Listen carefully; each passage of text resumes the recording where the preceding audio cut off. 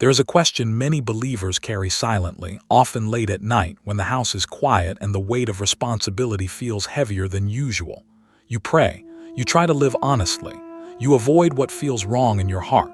And yet when you look at your financial life, there is strain instead of ease, uncertainty instead of stability. Bills wait, plans stall. The future feels unclear. And almost instinctively, a troubling thought appears. Why does this feel so hard when I'm trying to stay close to Allah? You may have noticed it not only in yourself but in others. People who pray consistently, who speak gently, who try to live with integrity often seem to struggle the most. Meanwhile, others, who appear indifferent to faith, who cut corners, who never pause in reflection, sometimes live with visible comfort. Their lives seem smoother. Their path appears lighter.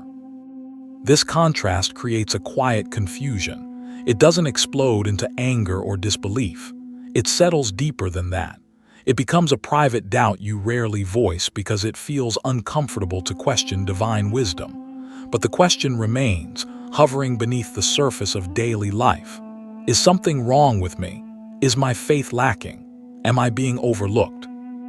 You might feel this when you open your bank app and hesitate before checking the balance, or when you sit on your prayer mat asking for relief, yet day after day nothing visibly changes, or when you hear others speak casually about opportunities, investments, or plans that feel distant from your own reality. These are not dramatic moments. They are ordinary, and precisely because they are ordinary, they carry weight. It almost feels like a contradiction. You were taught that Allah is Ar-Razak, the provider. That mercy flows without measure. That sincerity opens doors.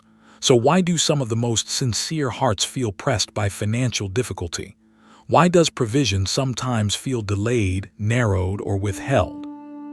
This question is not born from rebellion, it comes from closeness. Only someone who believes deeply feels the tension this sharply. Someone disconnected from faith does not sit with these questions. They move on, but you stay with them. You reflect, you search for meaning. And this is important to understand. This question is not new. It is not a modern anxiety. It did not begin with rising prices or economic uncertainty. Believers have asked this for centuries. They asked it in marketplaces and deserts, in homes of simplicity and moments of loss. It has echoed through spiritual history again and again. Among those who confronted this paradox directly was Ibn Arabi, not as a philosopher detached from life, but as a mystic who observed the human heart closely. He did not dismiss this question as weakness. He treated it as an invitation, an opening into a deeper understanding of how divine wisdom actually unfolds. Ibn Arabi noticed something many overlook, that what appears as imbalance on the surface may be precision beneath, that what feels unfair may be purposeful, and that the souls drawn closest to Allah are often led through terrain that tests them in ways others never experience. Before any explanation, before any meaning is revealed, the paradox must first be acknowledged honestly, because only when you allow yourself to see it clearly, without rushing to justify it, does it begin to speak. And perhaps the real question at this stage is not why this happens, but whether this tension itself is trying to guide you toward a deeper way of seeing. When Ibn Arabi approached the question of wealth and hardship, he did not begin with numbers, effort, or visible outcomes. He began with the heart. He observed that human beings instinctively read life through appearances. Ease is taken as approval. Difficulty is taken as rejection. Comfort feels like closeness. Struggle feels like distance. Yet Ibn Arabi warned that this way of reading life is incomplete and often misleading. He taught that outward conditions are not reliable measures of a person standing with Allah. Wealth, in itself, is not proof of divine favor, and hardship, no matter how heavy, is not evidence of divine neglect. To read life this way is to judge the surface while missing the design beneath it. According to Ibn Arabi, the soul is not shaped by comfort, but by refinement. And refinement rarely occurs in ease. He explained that the closer a soul is drawn to Allah, the more carefully it is shaped. This shaping often comes through difficulty, not because Allah wishes to harm, but because He wishes to purify. He compared this process to gold placed in fire. Without heat, gold remains mixed with impurities. It may look solid, but it is not yet refined. The fire does not destroy the gold, it reveals its true nature. In the same way, financial difficulty can act as a refining fire. It exposes attachments, illusions of control, and hidden dependencies that comfort keeps concealed. This is why Ibn Arabi rejected the idea that hardship is humiliation. He saw it instead as preparation. The soul that is meant to carry deeper awareness must first be lightened. And often, what weighs the soul down is not sin alone, but attachment, to security, to outcomes, to the belief that control belongs to us. From this perspective, financial ease can be far more dangerous than struggle, not because wealth is inherently wrong, but because it easily creates forgetfulness. When provision flows smoothly, the heart may begin to rely on the means rather than the source. Effort becomes confused with power. Planning is mistaken for certainty. Gratitude fades quietly into assumption. Ibn Arabi described this as one of the subtle traps of abundance. The heart grows comfortable, awareness dulls, dependence shifts, and slowly, without realizing it, the soul drifts further from remembrance while appearing successful in the eyes of the world. Hardship interrupts this drift. It arrests the heart's movement toward illusion. When income tightens, when plans fail, when security dissolves, the soul is forced to look again, this time not outward but upward. Dependence is relearned. Humility returns. Prayer becomes less habitual and more urgent, not out of fear but out of recognition. This does not mean that every financial struggle is a sign of closeness, nor that every wealthy person is distant from Allah. Ibn Arabi was careful here. He did not reduce life to simple formulas. Instead, he emphasized intention, awareness, and inner response. What matters is not the condition itself, but how the heart is being shaped within it. For the soul being drawn closer, difficulty often functions as protection. It guards the heart from distraction. It narrows the field of reliance until only one source remains. Ibn Arabi spoke of this not as deprivation, but as divine precision. Nothing is taken without purpose. Nothing is withheld without wisdom. When viewed through this lens, the question shifts. It is no longer, why do the faithful struggle? But what is this struggle creating within the faithful that ease could not? And once that question is asked sincerely, the meaning of financial hardship begins to move from accusation to invitation, calling the soul toward a deeper, more conscious form of trust. To understand why financial difficulty plays such a powerful role in spiritual life, Ibn Arabi urged people to look not at what is taken away, but at what is awakened within. Loss does not only change circumstances, it changes the inner landscape of a human being in ways that comfort rarely can. Imagine someone who has done everything they were taught to do. They worked steadily, they planned carefully, they avoided what felt dishonest. Their sense of security rested on effort, routine, and a quiet belief that consistency would protect them. Then slowly or suddenly, that structure begins to collapse. Income becomes uncertain. Savings thin. Plans that once felt solid begin to dissolve. At first, the reaction is confusion. There is a feeling of being unanchored, as though the ground beneath life has shifted without warning. The mind searches for explanations. It revisits past decisions. It wonders where things went wrong. Beneath all of this, a deeper fear begins to surface, the fear of losing control. This is where Ibn Arabi located the true transformation. Financial loss strips away the illusion that control ever truly belonged to us. Comfort allows the ego to believe it is steering life. Difficulty exposes how fragile that belief is. When the familiar structures fall apart, the soul is forced to confront a truth it often avoids. Security does not originate from planning, savings, or effort alone. In the early stages of loss, prayer can feel strained. Words repeat, but relief does not arrive. There may even be moments of quiet resentment or fatigue, feelings many never admit. But Ibn Arabi did not see this as failure. He saw it as part of the softening process. The heart, under pressure, begins to speak differently. Over time, something subtle shifts. Prayer becomes less about asking for specific outcomes and more about seeking presence. The constant mental calculations slow. The heart, having exhausted its reliance on control, turns more sincerely toward Allah, not because it has no other option, but because it begins to recognize the truth of dependence. This is why Ibn Arabi described awareness itself as a form of divine generosity. When outer certainty disappears, inner attention sharpens. A person begins to notice where their trust truly lies. They see how often peace was tied to numbers, timelines, or guarantees. And in seeing this, something loosens. Financial difficulty humbles the soul, but not in a degrading way. It brings clarity. It teaches the difference between effort and authorship. You still work, you still strive, but you no longer confuse effort with ownership of results. The heart learns to rest in a different place. In this state, reliance becomes real rather than theoretical. The phrase "Allah is sufficient for me" is no longer a comforting idea. It becomes lived experience. The soul discovers that even when resources shrink, presence can expand, and that expansion changes how life is endured. Ibn Arabi taught that when a person reaches this awareness, the loss that once felt like deprivation begins to reveal another dimension.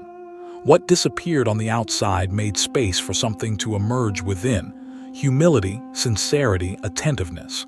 These are not dramatic changes. They are quiet, but they are lasting. And once this inner shift takes place, financial hardship no longer speaks the same language it once did. It no longer only threatens. It begins to teach.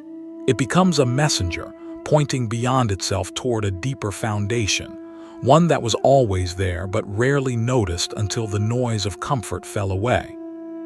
In Sufi tradition, there is a word that often unsettles people when they first hear it: faqr. It is commonly translated as poverty, but Ibn Arabi was careful to explain that this poverty has little to do with despair, helplessness, or the absence of dignity. Faqr is not about having nothing. It is about knowing that nothing truly belongs to you. For Ibn Arabi, sacred poverty described a state of the heart, not the condition of a wallet. It is the awareness that every form of provision, money, strength, opportunity, even breath, flows from Allah alone. When this awareness is clear, the soul becomes light. It stops clinging. It stops grasping. And in that release, a different kind of richness appears. This is why Ibn Arabi never romanticized suffering, nor did he glorify material deprivation. He understood pain. He acknowledged difficulty, but he distinguished between hardship that hardens the heart and hardship that opens it. Faqr belongs to the second kind. It is poverty that creates intimacy, not bitterness. The Prophet Muhammad embodied this state. His life was marked by simplicity, not because wealth was forbidden, but because distraction was dangerous. He chose ease of heart over abundance of possession. He prayed not for immunity from poverty, but for protection from arrogance and forgetfulness, two conditions far more destructive to the soul than lack. Ibn Arabi drew attention to this choice. He explained that when Allah loves a servant deeply, he guards that heart with care. Sometimes that care takes the form of removing excess comfort, excess certainty, excess attachment, not as punishment but as preservation. The heart that is meant for closeness cannot afford too many distractions. From this perspective, financial struggle becomes a form of divine jealousy, not the jealousy of emotion but the jealousy of protection. Allah does not wish to share the heart of his beloved with illusions of security, so attachments are loosened, reliance is narrowed, focus is refined. This explains why some people experience scarcity even while living with sincerity. Their hearts are being kept awake, their awareness is being protected. Comfort might have lulled them into forgetfulness. Difficulty keeps them present. This does not mean that every poor person is spiritually elevated, nor that wealth is inherently corrupting. Ibn Arabi was clear. States of life are neutral until the heart engages them. What transforms poverty into fakir is consciousness. Without awareness, hardship can breed resentment. With awareness, it deepens trust. Sacred poverty strips away illusions gently but firmly. It teaches the soul that dignity does not come from possession. Security does not come from accumulation. Worth does not come from visibility. These realizations do not arrive through lectures or theory. They arrive through lived experience. When a person learns to stand before Allah without leaning on what they possess, something within them settles. Anxiety softens. Comparison fades. The heart becomes less reactive to fluctuation. This is the quiet strength Ibn Arabi associated with fakir. And once the soul tastes this intimacy, the meaning of financial difficulty begins to shift again. It is no longer only something to endure. It becomes something that shapes, protects, and refines, drawing the heart closer to the source it had always depended on, even when it did not realize it. At this point, Ibn Arabi would gently turn the gaze inward, not toward guilt and not toward explanation, but toward attention. Because once the outer pattern becomes visible, the real work begins with how you read your own life. Think about the moments when financial difficulty entered your world, not in dramatic scenes but quietly, a delayed payment, a plan that never moved forward, an opportunity that closed without explanation. At the time, it may have felt like failure or misfortune, but Ibn Arabi would ask a different question. What was happening inside you during that period? Did your reliance shift? Did your prayers change tone? Did your sense of urgency give way to sincerity, or did it harden into fear? These questions are not meant to judge. They are meant to reveal, because the meaning of hardship is not fixed, it unfolds through your response to it. Ibn Arabi taught that life is a living text, and every event is a line written specifically for the one who experiences it. The same difficulty can shape two people in opposite ways. One becomes bitter, closed, resentful. The other becomes softer, clearer, more present. The difference is not in the trial, but in the awareness brought to it. This is why he urged seekers to slow down when interpreting loss. Instead of rushing to label it as rejection or failure, he invited them to sit with it long enough for it to speak. Financial difficulty often carries information the heart cannot receive while distracted by comfort. Ask yourself quietly, what attachments did this situation expose? Perhaps it revealed how much peace depended on stability. Perhaps it uncovered fear that had been hidden beneath routine. Perhaps it showed you how often trust was spoken but rarely practiced. These realizations are not condemnations, they are clarifications. And clarity in Ibn Arabi's understanding is mercy. When something is revealed, it can be healed. When an illusion is exposed, it can be released. This is also where comparison begins to dissolve. When you stop reading your life through others' outcomes, you begin to read it through your own transformation. The question shifts from, why do they have more?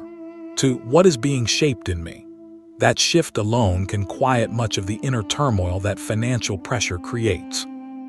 Ibn Arabi emphasized that Allah's dealings with each soul are precise.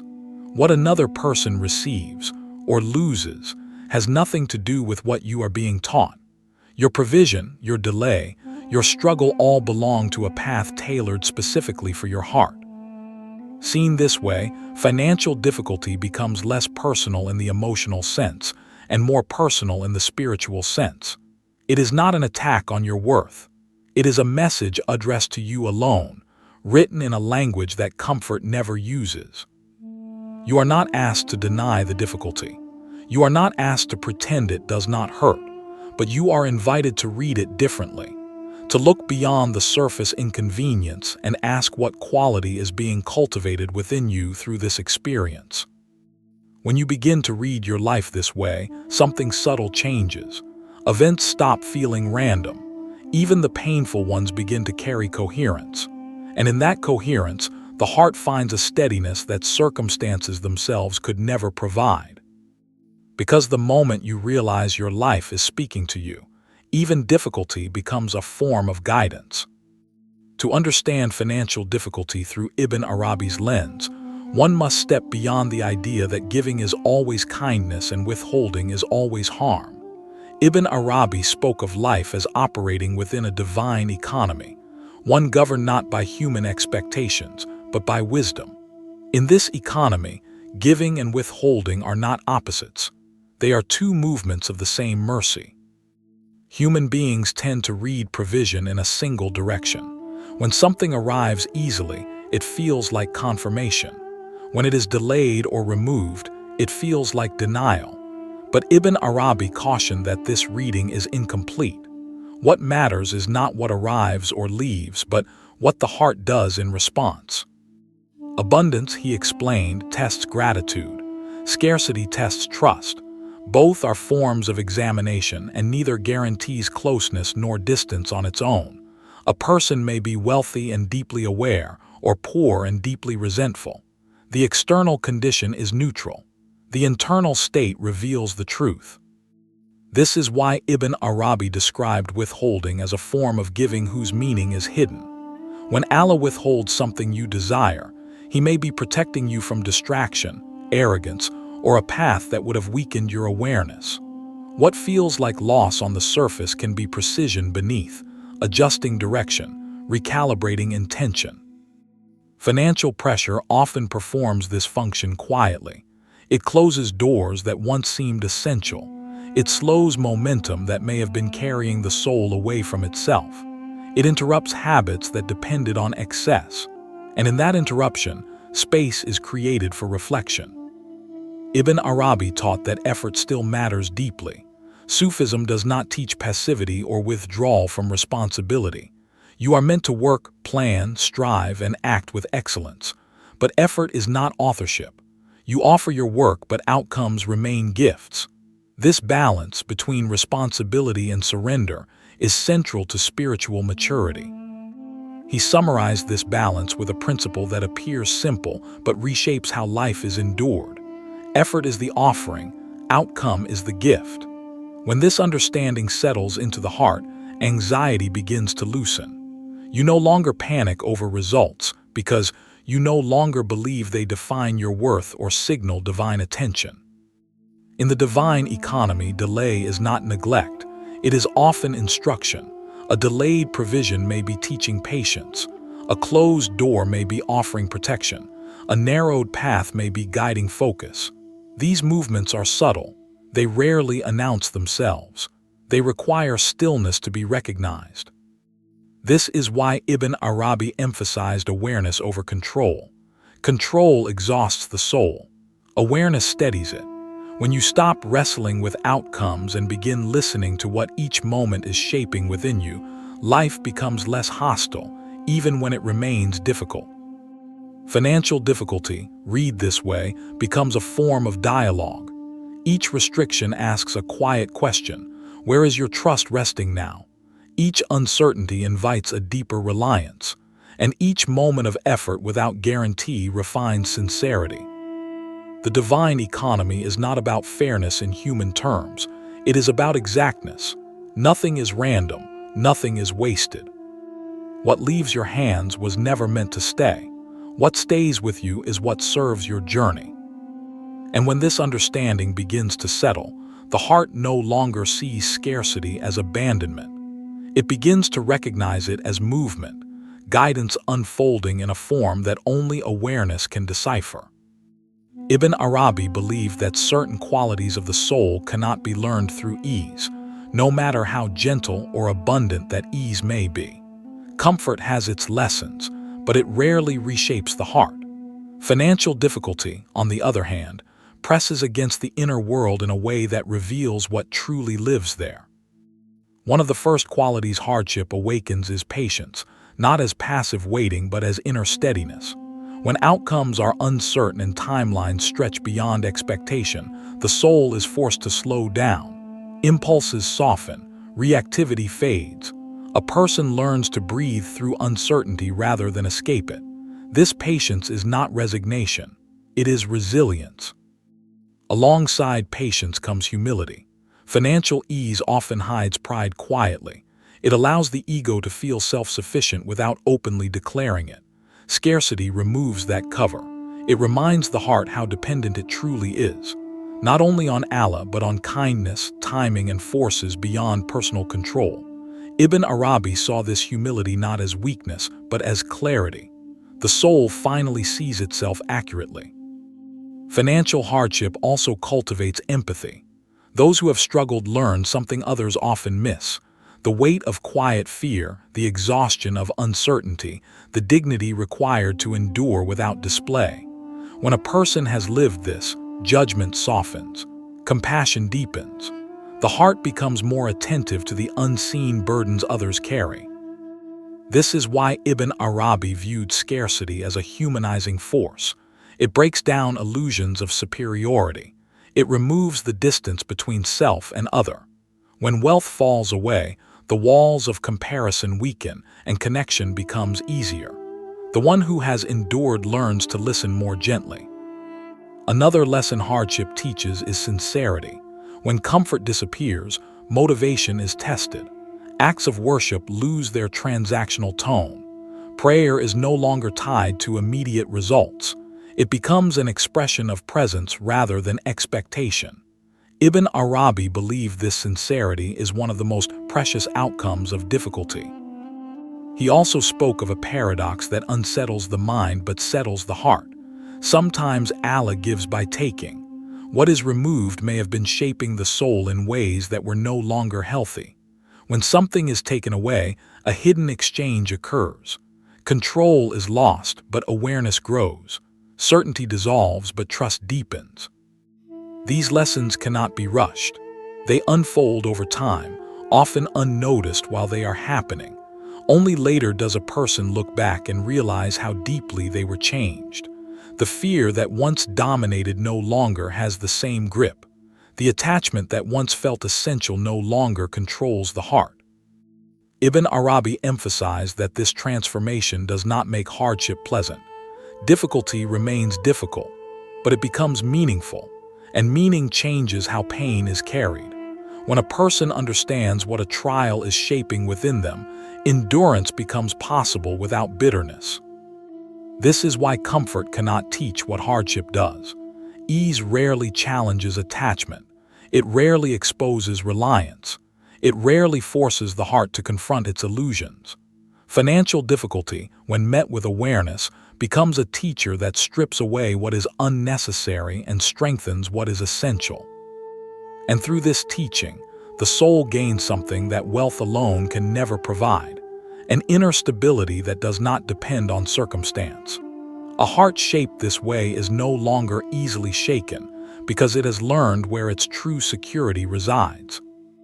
One of the most common misunderstandings about trust is the belief that it requires inaction. Ibn Arabi was clear that this is not the path. Sufism does not ask you to abandon effort, responsibility, or planning. It asks you to understand their proper place. You are meant to work, to strive, to act with excellence, but not to mistake effort for control. Financial difficulty often exposes this misunderstanding. When effort no longer produces predictable results, frustration arises. The mind asks why work does not guarantee outcome. Ibn Arabi answered this by restoring balance. Effort belongs to you. Outcome belongs to Allah. When these two are confused, anxiety takes root. This balance can be seen everywhere in life. A farmer prepares the soil, plants the seed, and waters the field. But growth itself is not commanded. Rain arrives when it arrives. The farmer's role is commitment, not authorship. In the same way, you offer your effort sincerely, but you release attachment to how and when results appear. When financial pressure is present, this lesson becomes unavoidable. You may continue to work diligently, yet stability remains delayed. At first, this feels unfair. Over time, it can become instructive. The soul learns to stand in responsibility without clinging to guarantee. This is where surrender becomes real, not as defeat, but as trust. Ibn Arabi taught that when effort and surrender are aligned, the heart finds rest even when circumstances remain uncertain. Anxiety softens because the soul is no longer carrying what it was never meant to carry. You still act, you still plan, but the weight of outcome is returned to its rightful place. This alignment also changes how prayer is experienced. Supplication becomes less frantic and more grounded. You ask, but you also listen. You seek, but you remain open to redirection. Financial difficulty often sharpens this sensitivity. It teaches the soul to notice subtle guidance, closed doors, delayed responses, unexpected openings. Walking this middle path does not eliminate discomfort. Bills may still arrive. Uncertainty may still linger, but the inner posture changes. Fear no longer dominates. The heart learns to breathe through unpredictability, anchored not in outcome but in presence. Ibn Arabi described this state as quiet strength. It does not announce itself. It is felt in the way a person moves through difficulty without losing dignity, in the way effort continues without desperation, in the way trust remains intact even when clarity is absent. When effort and surrender meet, financial hardship no longer feels like chaos. It feels like training. Each moment becomes an opportunity to practice trust without abandoning responsibility. This is the balance that turns struggle into stability from within. And once this balance is learned, the soul becomes less reactive to change. It understands that ease and difficulty will continue to alternate. What remains constant is not circumstance, but awareness. And that awareness becomes a foundation that cannot be shaken, even when the outer world shifts. When you step back and look at financial difficulty through this lens, it no longer appears as a sign of abandonment. It begins to look like refinement, not a closing, but a shaping. Ibn Arabi reminded us that Allah's chosen are not spared from hardship, they are formed by it. What seems like scarcity may be protecting your heart. What feels like delay may be preparing you for a deeper kind of stability. The real measure, then, is not what you possess, but what you perceive. A heart that recognizes Allah in every state is richer than one surrounded by comfort yet distracted from remembrance. And a life that feels narrowed on the outside may be opening quietly within. So pause for a moment and ask yourself, have you ever experienced a financial struggle that later revealed a wisdom you could not see at the time? If this reflection resonates with you, take a moment to like this video, subscribe to Voice of Sufism, and turn on the bell icon so you don't miss future reflections. We share these stories to help make sense of life's hidden signs together. You're also invited to share your thoughts or experiences in the comments. Your reflection may be exactly what someone else needs to hear. And if you'd like to continue this journey, explore the related videos appearing on your screen now. Sometimes what looks like loss is simply Allah guiding the heart home.